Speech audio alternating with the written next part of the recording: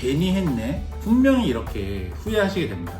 그래서 그냥 만들지 말고 그 시간에 공부할 걸. 그러니까 나중에는 요약집으로 공부를 하게 되거든요. 결국은 세법 때문에 떨어지시는 분들이 내가 이해해서 푸는 시험이 아니구나, 우리 그 챕터는 그냥 과감하게 스킵하세요. 8월, 9월 이렇게 점점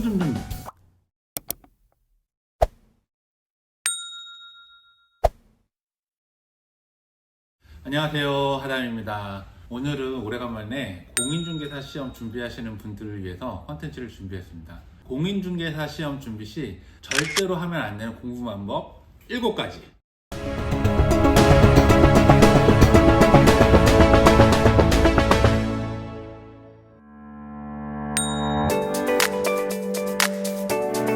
아마 이맘때쯤 되면 되게 고민하시는 분들이 있어요. 이 공부를 어떻게 해야 되나, 어떻게 효율적으로 해야 되나. 예전을 생각했을 때 보면 3월 달에 되게 후회했던 부분들이 있었거든요. 이걸 알았으면 나 그렇게 공부 안 했을 텐데, 왜 아무도 안 알려줬지? 이런 후회가 있었던 게 아마 3월이었어요. 오늘은 공인중개사 시험을 준비하시는 수험생들이 저와 같은 똑같은 후회를 하지 않기 위해서 공인중개사 시험 준비할 때 절대로 하면 안 되는 공부 방법 7가지를 준비했습니다. 첫 번째는 필기 노트, 특히나 오답 노트를 만들지 마라입니다. 우리가 처음에 공부할 때 저희가 필기를 하잖아요. 나도 모르게 하게 돼요. 근데 나중에 몇 달 지나서 생각해보면 이 필기 왜 했지? 괜히 했네? 분명히 이렇게 후회하시게 됩니다. 왜냐하면 강사님이 말하는 내용이 다 나중에 그 요약 책자로 다 나오게 돼 있어요. 그래서 내가 굳이 필기를 하실 필요가 없어요. 차라리 그 필기하는 동안 강사님의 강의를 놓치지 마시고 차라리 강사님이 말하는 거에 집중해서 들으시는 게 훨씬 나아요. 그 다음에 오답 노트 만드시는 분이 있어요. 저도 공부할 때 오답 노트를 만들었거든요. 이 오답 노트를 만드는 시간이 너무 오래 걸려요. 결국은 저도 내가 만든 오답 노트를 보지도 못했어요. 그래서 그냥 만들지 말고 그 시간에 공부할 걸. 이런 후회가 되더라고요. 두 번째, 기본서로 회독 공부하지 마라입니다. 보통 우리가 인강을 듣거나 아니면 오프라인에 강의를 들을 때 교수님들이 그런 말씀 많이 하세요. 이거 기본서 회독 2번 해라, 3번 해라. 누구는 3번에서 붙었다, 2번에서 붙었다. 이런 말씀을 많이 하시는데 나중에 기본서로 공부하시면 분명히 후회하세요. 왜냐면 우리가 나중에 되면 과정을 처음부터 끝까지 쫙 한번 읽어봐야 되는데 이 기본서는 워낙 두께가 두껍잖아요. 그러니까 이걸 막 찾고 넘기는데도 너무 힘들고, 특히나 내가 이거를 공부할 거를 만약에 도서실이나 스터디 카페나 학원을 갖고 가야 되는 일이 있는데 이게 워낙 두껍고 크다 보니까 이걸 휴대하기가 너무 힘들어요. 어차피 우리가 나중에는 요약집으로 공부를 하게 되거든요. 그래서 이 기본서로 공부하는 거는 저는 솔직히 추천드리지 않아요. 기본서로 공부하지 마라. 기본서로 2회독, 3회독 절대 하지 마라. 이렇게 말씀을 드리고 싶어요. 세 번째는 공인중개사 시험은 총 6가지 과목으로 되어 있는데 한 과목도 포기하지 마라 입니다. 보통 우리가 1차 과목인 민법, 학개론, 그 다음에 2차 과목인 공법, 중개사법, 공시세법 이렇게 해가지고 크게는 5개 교시로 이루어지는 시험인데 마지막 5교시가 공시법하고 세법하고 합쳐진 시험이거든요. 실제로는 과목은 총 6과목이에요. 근데 대부분의 수험생들이 어떻게 하냐면 이 공시법이 24문제가 나오고 세법이 16문제가 나오거든요. 근데 이 16문제가 세법이 얼마 나오지 않다 보니까 다른 과목들은 40문제씩 나오는데 세법만 16문제 나오니까 세법을 상당히 소홀히 하게 될 수밖에 없고 마지막까지 세법에 집중적으로 공부를 하지 않음으로 인해서 결국은 세법 때문에 떨어지시는 분들이 상당히 많다. 공인중개사 시험의 과목을 총 6과목이라고 처음부터 인정하시고 이 세법도 다른 과목과 동일하게 공부를 하셔야지 우리가 1, 2차를 동시에 동차로 합격하실 수 있다라고 말씀드리고 싶어요. 내가 세법을 포기하거나 공시법을 포기한다? 그러면 결국은 그것 때문에 여러분들이 불합격 되실 확률이 너무나 크다. 절대로 하면 안 되는 공부 방법 네 번째는 이 시험은 이해해서 푸는 시험이 아니고 암기해서 푸는 시험이다 라는 부분을 빨리 인정하셔야 돼요. 저도 처음에는 어떻게든지 강의를 듣고 이걸 이해해서 문제를 풀려고 노력을 했어요. 그렇지만 나중에 깨달은 생각이 뭐냐면, 이거 처음에 학개론부터 시작해가지고 민법, 공법, 중개사법, 공시, 세법 모두가 이게 내가 이해해서 푸는 시험이 아니구나. 우리가 운전면허 시험 볼 때 어떤 거는 외워서 풀지만 어떤 거는 상식적으로 이해해서 푸는 시험이 있잖아요. 저는 그렇게 풀 거라고 생각했거든요, 저도. 그렇지만 나중에 깨달았어요. 어떤 하나의 과목도 이거는 이해해서 푸는 시험이 아니구나. 이거는 다 외워서 푸는 시험이구나 라는 부분을 하루라도 빨리 인정하셔야 돼요. 그래서 여러분들이 계속 영상을 수십 번 돌려봐서 내가 이해할 때까지 이거를 계속 보겠다? 이러는 것보다 하루라도 빨리 내가 외워야 되는 부분을 외워서 문제를 풀어야겠다? 이 부분이 훨씬 빠르실 거예요. 공인중개사 시험은 절대 이해해서 푸는 시험이 아니다. 암기해서 푸는 시험이다. 5번째는요. 이 시험은 90점, 100점 맞을 생각으로 공부하지 마라. 내가 이해가 안 되고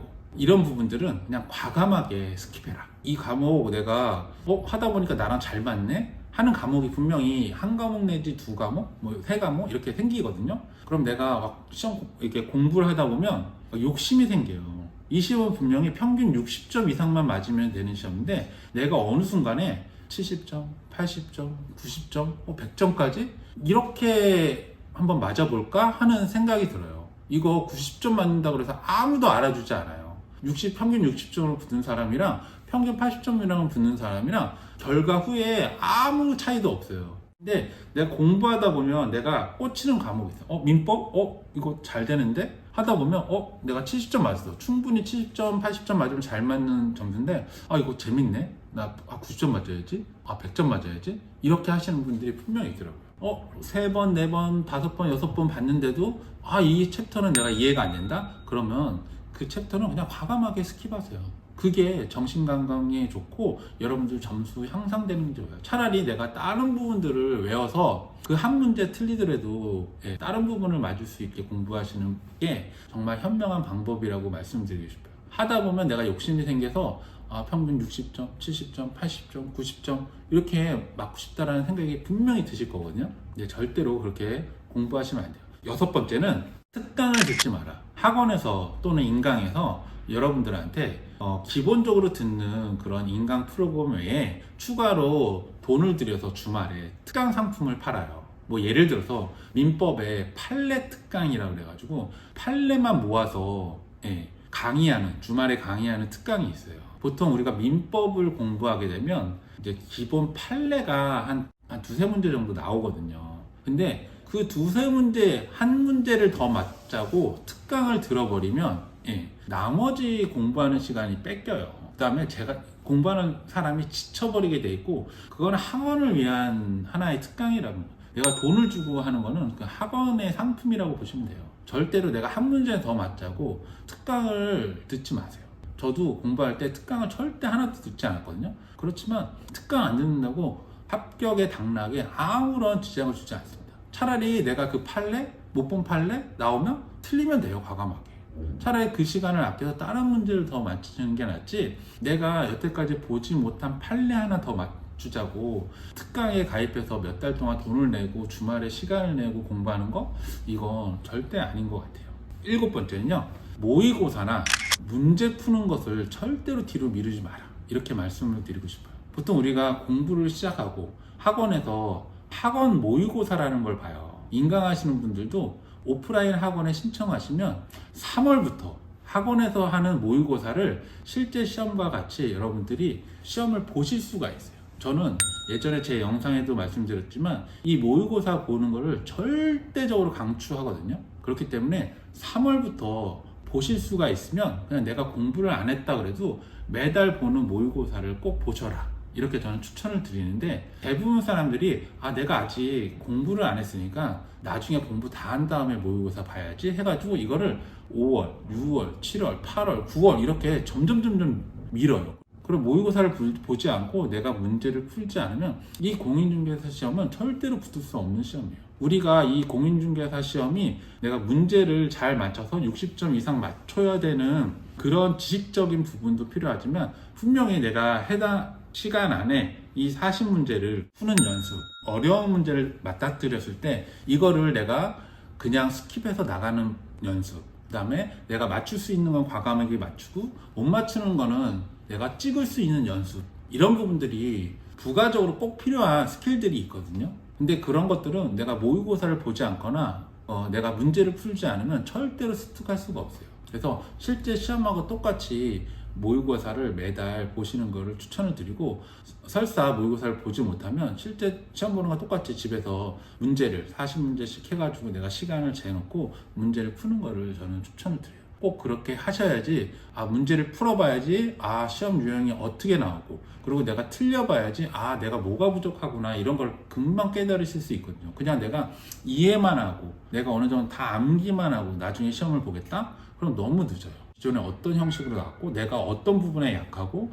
또 어디에서 틀렸고, 내가 틀린 부분을 요약집에서 어느 부분에서 내가 틀렸는지, 그리고 문제가 어떤 식으로 나오는지를 빨리 유형 파악을 하시는 게 무엇보다 중요하다. 단기간에 합격하신 분들 보면 다 문제를 빨리 푸신 분들이에요. 일단 문제를 한번 풀어보시면 어떤 식으로 문제가 나오는구나, 그 다음에 밑에 기본 답안들이 어떤 식으로 지문이 나오는구나, 이런 부분들 빨리 파악하셔야지 문제 유형을 파악하시고 내가 뭐에 약한지 빨리 파악하실 수 있다라고 권해드리고 싶어요. 제가 이 7가지 방법 중에 여러 가지 방법들은 제가 실제로 직접 해보고 나중에 시간이 지나서 후회했던 것들을 여러분들한테 말씀을 드리는 거거든요. 지금 공부를 시작하시는 분들이 저처럼 나중에 후회하지 않고 지금 남아있는 시간을 가장 효율적으로 사용하실 수 있도록 이 영상을 준비했습니다. 이 영상이 도움이 되셨다면 구독, 좋아요, 알림 설정 부탁드리도록 하겠습니다. 이상 하담이었습니다. 안녕히 계십시오.